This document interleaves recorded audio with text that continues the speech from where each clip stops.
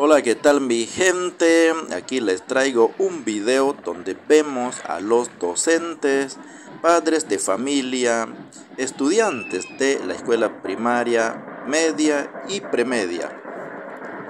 Es que están celebrando el aniversario 51 de la creación del Centro Educativo de Llano Tugrí, corregimiento de Digó, distrito de Monó, comarca Nove Buglé.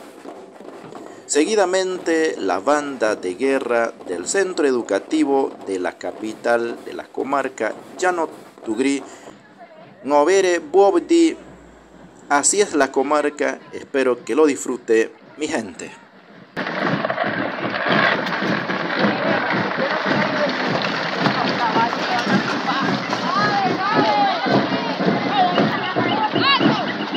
Desfile del centro educativo de la capital de la comarca de la educación primaria, media y premedia.